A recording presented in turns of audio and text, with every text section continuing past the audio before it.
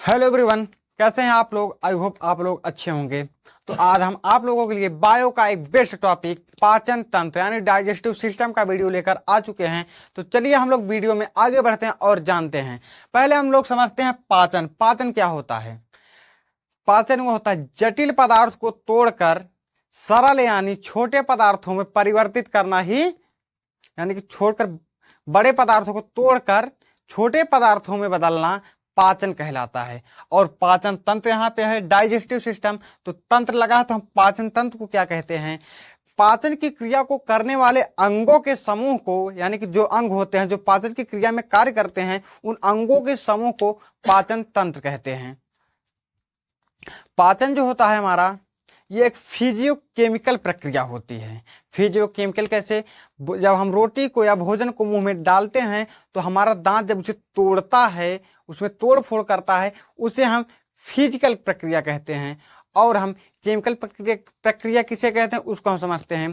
Chemical प्रक्रिया वो होती है, हम जब भोजन हमारे मुंह में जब रोटी जाती है, भोजन जाता है, जब हमारा दांत उसको तोड़ता है, तो उसके साथ साथ जब हम कूचते हैं भोजन को, उसमें जो लार या स्लाइवा जो हमारी मिक्स होती है उसे केमिकल कहते हैं। उसी को हम फिजियोकेमिकल प्रक्रिया कहते हैं।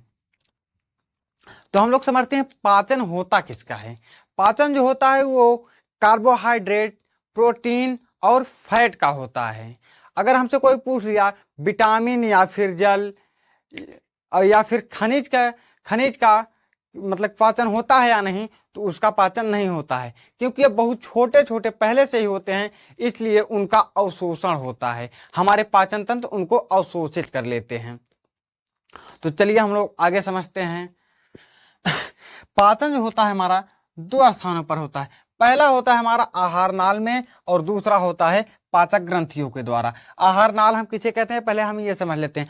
हमारा भोजन जो है जिस ग्रंथि में या जिस नाल में वो जाता है और घूमता है, उसे ही हम पाचन ग्रंथ आहार नाल कहते हैं। तो आहार नाल कुछ बच्चों का, कुछ लोगों का डाउट होता है कि आहार नाल जो है जो मुंह से लेकर आमाशय तक यानी पेट तक हमारी जो नली होती है, उन नलिका को हम आहार नाल कहते हैं। बट ऐसा नहीं है। जो हमारे मुंह से लेके जो हमारे आमाशय तक या पेट तक की जो नलिका होती है, उसे हम फूड पाइप या फिर उसे हम बोलते हैं ग्रास नली। तो यहाँ तक आपका डाउट, आप लोगों का डाउट क्लियर हो चुका होगा। तो हम लोग आगे बढ़ते हैं। तो हमारी जो आहार नाल होती है वो जो है मुख गुहा से लेकर हमारी ये यहाँ से ये छोटी आंत और बड़ी आंत, इसे ही हम बोलते हैं आहार नाल। तो चलिए हम लोग आगे बढ़ते हैं। तो हमारे भोजन का सर्वप्रथम जो है, हमारे भोजन का जो पाचन होता है वो सर्वप्रथम हमारे मुख गुहा में होता है। मुख गुहा मतलब मुंह, ये जो मुंह है इसका जो खाली भाग है इसे ही हम मुख गुहा कहते हैं। तो चलिए हम लोग देखते हैं। मुख गुहा में जो है हमारे भोजन के पहले सर्वप्रथम मतलब पाचन होता है। उसके बाद हमारा भोजन जो है ग्रास नली में आता है। ग्रास नली कहाँ है, ये है हमारी ग्रास नली। ये जो है, ये जो मुख गुहा से लेके आमाशय तक की नली आई है, इसे ही हम ग्रास नली या फूड पाइप कहते हैं। उसके बाद हमारा भोजन जो है आमाशय यानी कि ये जो है ये पेट, इसे ही हम आमाशय कहते हैं। पेट हम किसे बोलते हैं, पेट हमारा ये जो बाहर है इसे हम उदर बोलते हैं, और जो इसके अंदर है जो ये है इसे हम आमाशय बोलते हैं, यानी कि इसे ही पेट बोलते हैं। तो आप लोगों को यहाँ तक समझ में आ चुका होगा। तो उसके बाद हमारा जो भोजन है आमाशय से होते हुए वो छोटी आंत में जाता है, यानी कि ये जो है ये छोटी आंत में जाता है। छोटी आंत के बाद उसके बाद ये भोजन हमारा ये बड़ी आंत से होके सीधा गुदा यानी कि गुदा द्वारा एनस के द्वारा बाहर निकल जाता है। और पाचक ग्रंथियां कैसे हैं, लार ग्रंथि। ये लार ग्रंथियां कहाँ पाई जाती हैं हमारी, ये जो लार ग्रंथियां हैं ये मुख गुहा में पाई जाती हैं। मतलब हमारी ये मुख में लार ग्रंथियां होती है, जो लार होता है वो हमारे भोजन मिलता है। उसके बाद में जो है हमारी जठर ग्रंथि कहाँ होती है, ये जठर ग्रंथि हमारी आमाशय में होती है। यहाँ पर जठर ग्रंथियां हमारी आमाशय में होती हैं। उसके बाद फिर हमारे आ जाते हैं लीवर और पित्ताशय।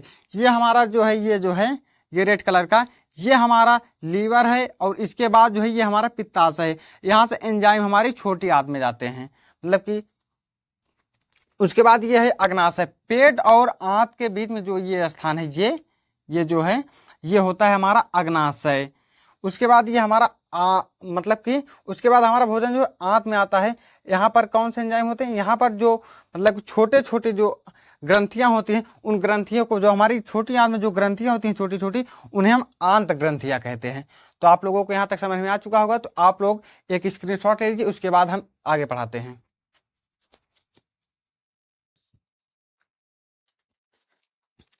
तो अब हम लोग पढ़ेंगे माउथ यानी कि मुख गुहा यानी बक्कल कैविटी के विषय में। बक्कल कैविटी को ओरल कैविटी भी बोलते हैं और माउथ कैविटी भी बोलते हैं, तो ये तीनों बोलते हैं। तो जो है मुख गुहा में 3 जोड़ी लाल ग्रंथियां पाई जाती हैं। तो पहली को पैरोटी कहते हैं, और सेकंड नंबर को सबलिंगुअल कहते हैं, और तीसरी वाली को सबमेंडिबुलर कहते हैं। तो हम लोग पहली वाली को पढ़ेंगे जिसमें बड़ी ग्रंथि होती है। उसके बाद होता है लाइसोजाइम। लाइसोजाइम जो होता है ये जीवाणुनाशी होती है, मतलब कि हमारे भोजन में जो छोटे छोटे जीवाणु होते हैं ये उनको मार देती है। जैसे कोई छोटा बच्चा हुआ, उसको जानते हैं कोई चीज़ देंगे तो माटी लगा क्या लगा वो तुरंत खा लेगा उसमें। तो भगवान ने भी बहुत अच्छा दिमाग लगाया है, बहुत अच्छे से बनाया है मनुष्य को, कि उनको पता है कि बच्चा है अगर मुंह में कुछ ले लेगा तो इससे दिक्कत होगी, प्रॉब्लम हुई इसको। इसलिए उन्होंने ऐसी ग्रंथि भी बना दी है कि जो जीवाणु को मार देती है। तो उसके बाद में पहली जो दूसरी ग्रंथि ग्रंथि होती है उसे बोलते हैं टाइलिन। टाइलिन और डाइस्टेज, ये दोनों ग्रंथि का एक ही काम होता है, जो कि स्टार्च यानी मंड मंड का पाचन करती हैं। मंड किसे कहते हैं, मतलब कि जो हमारा भोजन होता है, जो अनाज होता है उसका जो ऊपरी भाग होता है, जो छिलका होता है उसे, जिसे हम चोकर कहते हैं। चोकर समझते हैं ना, कि जो गेहूं का जो आटा होता है उसको जब चालते हैं जो उसमें निकलता है ऊपर छिलका उसका, उसे ही हम चोकर कहते हैं। तो जो है कि गेहूं को चालते भले हैं पर उसमें से 100% हमारा चोकर नहीं निकलता है। अगर 100% चोकर निकल जाएगा तो उसे तो मैदा हो जाएगा वो, फिर तो मैदे की रोटी खाएंगे तो आपको दिक्कत होगी। पर इसमें जो है जो चोकर है, जो चोकर होता है ये उस मतलब कि ये ग्रंथि जो उसका पाचन करती है। और चौथी ग्रंथि, ये जो ग्रंथि है हमारी म्यूकस, ये जो है भोजन को चिपचिपा बनाती है। कभी अपने भोजन को किया, भोजन खाया, मतलब खाने को खाया और कभी उल्टी हुई या पलटी हुई गाँव बोलते हैं, तो पलटी होते देख आपने ऐसे ऊपर किया, और जैसे कुछ लोग होते हैं कि खा रहे थे कंकड़ आ गया उसे निकाल देते हैं, तो देखते हैं तो उसमें क्या रहता है, कांकड़, या निकाल देते हैं। अगर कोई मिठाई उठा तो उसे खा भी लेते हैं, और कोई वैसा चीज़ हो तो उसे फेंक देते हैं। तो ये भोजन को चिपचिपा बनाती है। उसके बाद आगे हमारी एसोफेगस यानी कि भोजन नली यानी ग्रास नली। ग्रास नली, इसके बाद हमारा भोजन जो है ग्रास नली में चला जाता है। और ग्रास नली के द्वारा, ग्रास नली हमारे भोजन को अवशोषित यानी पाचन नहीं करती है।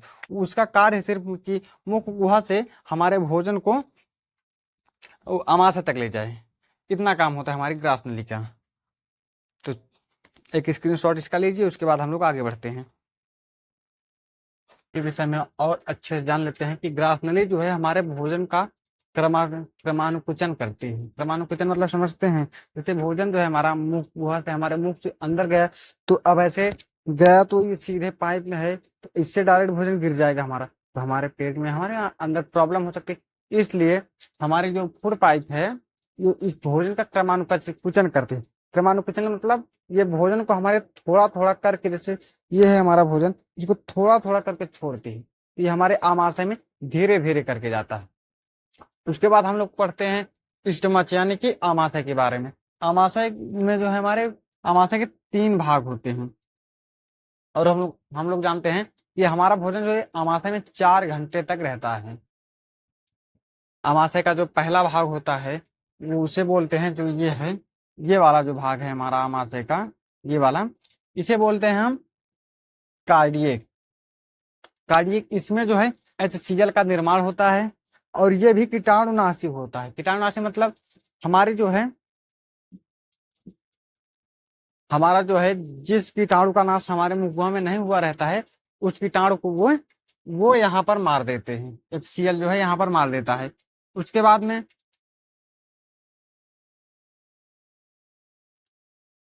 ये भी भोजन को तोड़ता है, उस मतलब कि भोजन भोजन का जो है,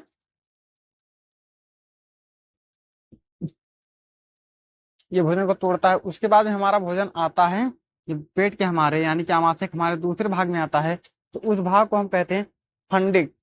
फंडिंग जो है इसमें कांटा नुमा रूजी ये जो बना है ना, ये इसमें कांटा नुमा बना होता है, इसको हम रूजी कहते हैं। ये भोजन को रोक कर रखता है।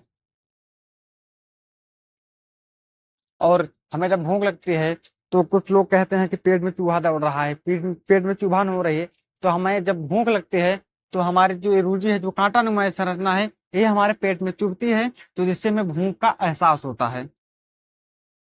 उसके बाद जो हमारे पेट का तीसरा भाग होता है, ये पाइलोरिक।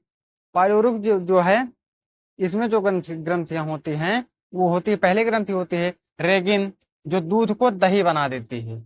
ये ग्रंथि जो दूध को दही बना देती है। दूध को दही कैसे?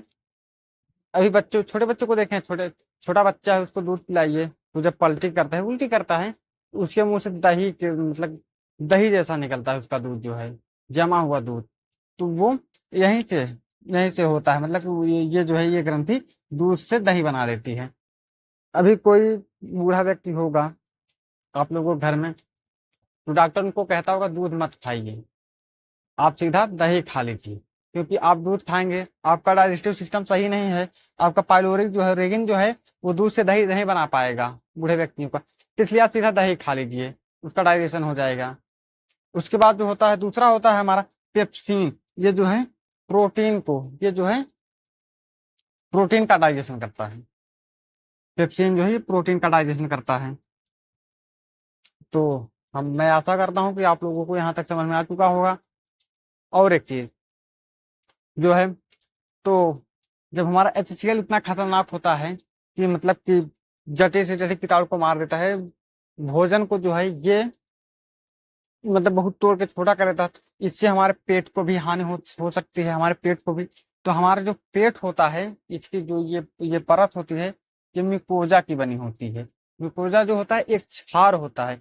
तो क्षार और जो है एसिड, एसिड जो होता है, एसिड और क्षार, जब हम एसिड और क्षार को मिलाएंगे, एसिड और क्षार दोनों मिलकर क्या हो जाता है, जब क्षार एसिड से मिलता है तो क्षार जो एसिड को न्यूट्रल कर देता है। तो यहाँ पर वही क्रिया होती है कि क्षार हमारा जो है, जो एसिड है, ये न्यूट्रल हो जाता है, इसलिए हमारे पेट को कोई कोई मतलब प्रॉब्लम नहीं होती है। तो अगर हम जब ज्यादा भोजन कर लेते हैं, हम जितनी ज्यादा मात्रा में भोजन करेंगे, उतनी ही ज्यादा हमारे पेट में HCl बनेगा।